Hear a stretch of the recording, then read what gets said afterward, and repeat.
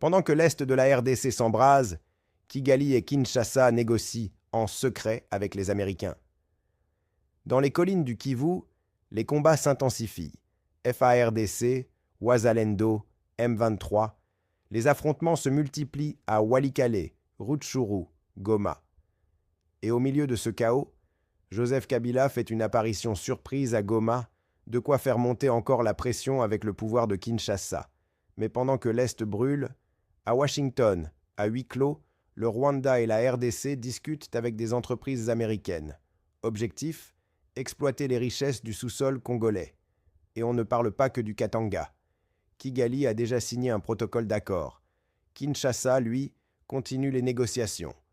Épaulé par un puissant cabinet de lobbying, Von Batten Montagu York. Leur mission ?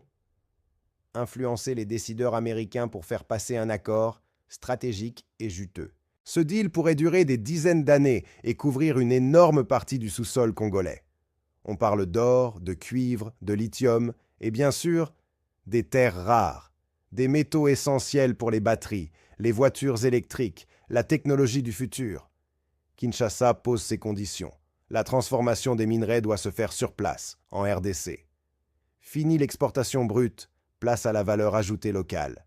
Mais pour l'instant, cette exigence reste en suspens. Une offensive diplomatique est en cours.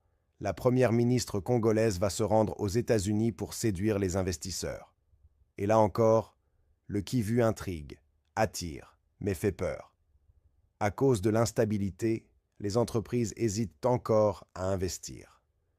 Pendant ce temps, dans le sud, dans la zone du Katanga, l'Amérique avance ses pions.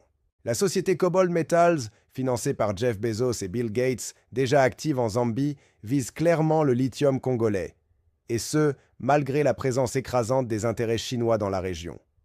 Aucune intention pour l'instant d'envoyer des troupes américaines au sol, mais des sociétés privées de sécurité pourraient être déployées discrètement.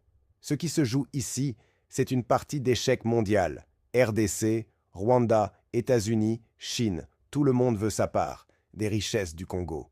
Le sol congolais est une mine d'or, mais sans stabilité, sans paix. Ce trésor pourrait bien devenir une malédiction. Abonne-toi pour ne rien rater de ces enjeux explosifs entre ressources, guerre et pouvoir. Le vrai combat se joue peut-être loin du champ de bataille.